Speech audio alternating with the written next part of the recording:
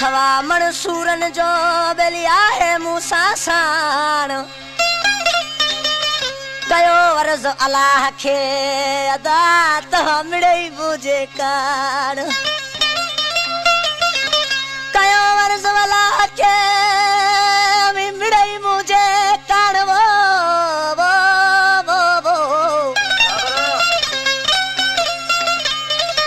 मौला मुह पखे आण अल्लाह तलहे बार वाली गोहर लागा हतवा।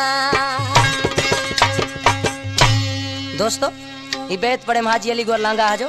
ये कलाम जो शायर अमीर अख्तर हुसैन बोली दी जो गड़ी खेरे जो वेठला पंजे महबूब के अर्ज तो करे मुझा प्यारा महबूब तो खसवरात जी निंड हरामा मन में बाता मा तुझी ताता तमाम उस्ताद गेदुड़ा साईं हसन अली शाह हो मुझी रात जी निंड हराम आहे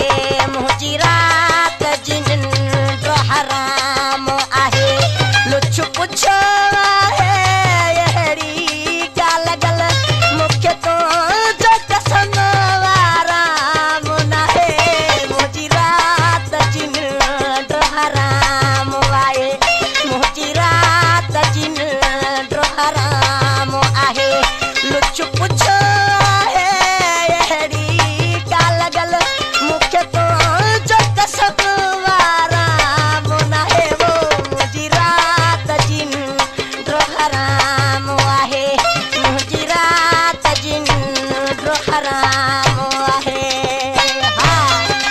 हमारे YouTube चैनल पंजाबी टीवी को सब्सक्राइब करें और बेल आइकन को दबाएं ताकि हर न्यू वीडियो आप तक पहुंच सके। गौर हो जाए पीर बख्श शायर गौर हो जाए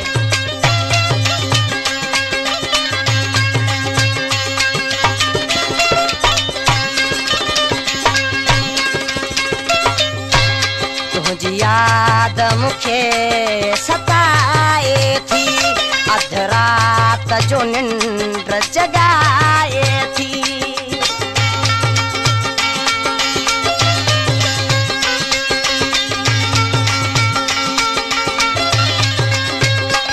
तुझी याद मुखे सताए थी अध रात जो निंद्र मां जगाए थी उठी दाहू कया तो चिर तू भरे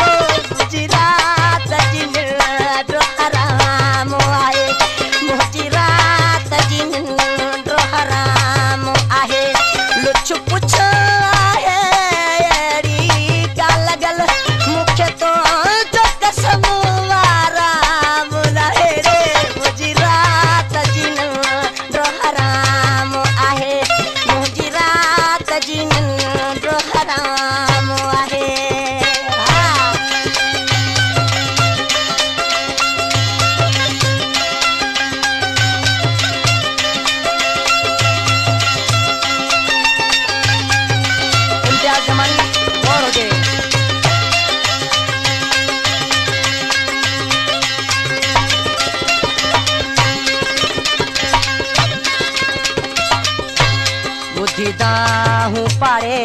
वारा अचन झुक दाहू करी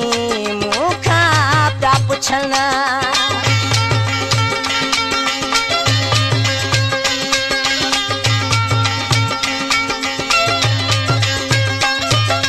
दाहू पारे वारा अचन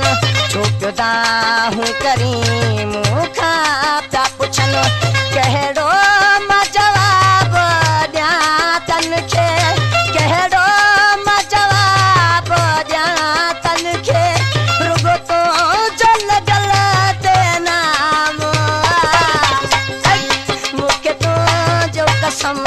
आराम नाहे सजी रात निंड हराम आहे लुच पुछवा है का लगल मुख्य तो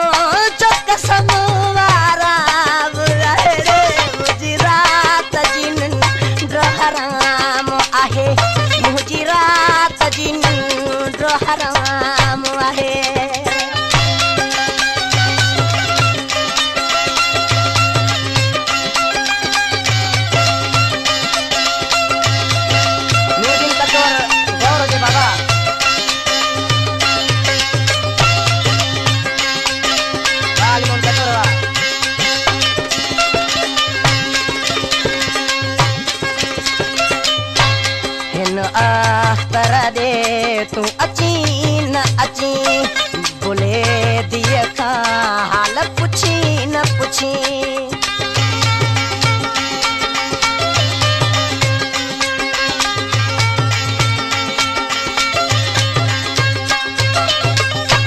हिन अख्तर का हाल पुछी न पुछी हिन बोले दिए दे तू अची न अची मूं तो के मने महबूब कयो मुझ तो के सुहाना सलाम आहे मुझी रात जी निंद्र हराम आहे मुझी रात जी निंद्र हराम आहे लुच पुछो आहे